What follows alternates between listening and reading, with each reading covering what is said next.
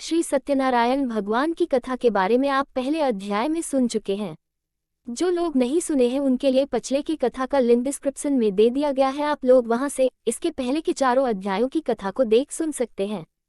5वें अध्याय की कथा सुनाते हुए श्री सूत जी बोले, श्रेष्ठ मुनियों, अब इसके बाद मैं दूसरी कथा कहूंगा, आप लोग ध्यान पूर्वक सुने।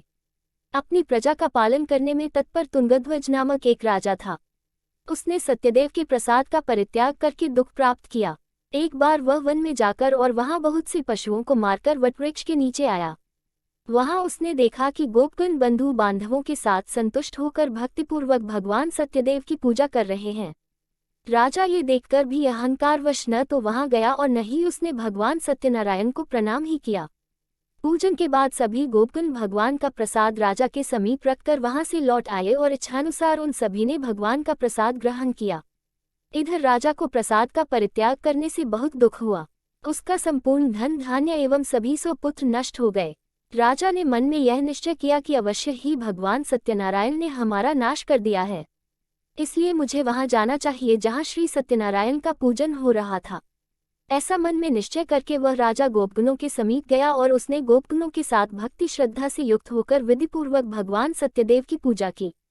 भगवान सत्यदेव की कृपा से वह पुनः धन और पुत्रों से संपन्न हो गया तथा इस लोक में सभी सुखों का उपभोग कर अंत में सत्यपुर वैकुंठ लोक को प्राप्त हुआ।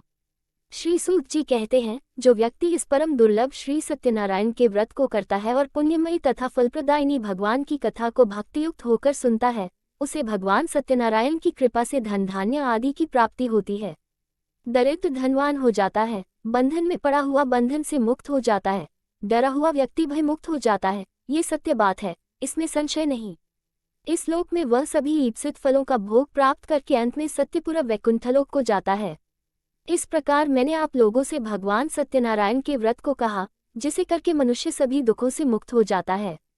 कलियुग में तो भगवान सत्यदेव की पूजा विशेष फल प्रदान करने वाली है।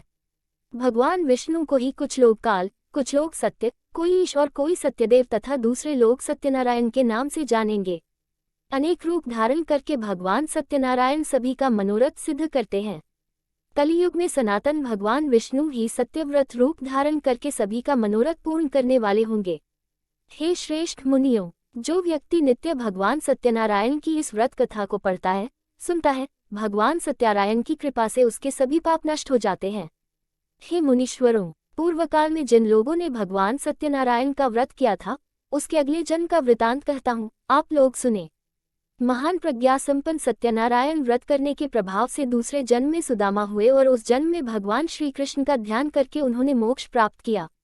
लकड़हारा भिल्ला गुहों का राजा हुआ और अगले जन्म में उसने भगवान श्रीराम की सेवा करके मोक्ष प्राप्त किया। महाराज उल्कामुख दूसरे जन्म में राजा दशरथ हुए, जिन्होंने श्रीनाथ जी की पूजा करके अंत में वैकुंठ प्राप्त किया। इसी प्रकार धार्मिक और सत्यव्रती साधु पिछले जन्म के सत्यव्रत के प्रभाव से दूसरे जन्म में मोरध्वज नामक राजा हुआ।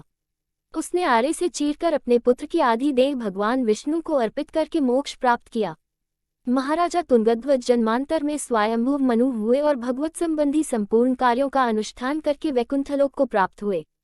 जो गोपगण थे, वे सब जन्मांतर में व्रजमंडल में निवास करने वाले गोप हुए और सभी राक्षसों का संहार करके उन्होंने भी भगवान का शाश्वत धाम गोलोक प्राप्त किया।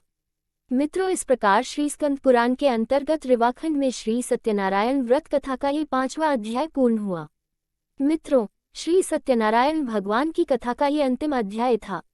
ये सत्य है कि जो भी व्यक्ति जिस कामना को अपने मन में लिए भगवान सत्यनारायण की कथा श्रवण करते हैं, भगवान श्री हरि उनकी मनोकामना अवश्य पूरी करते हैं। एक बार प्रेम से बोलिए श्री सत्यनारायण स्वामी की जय।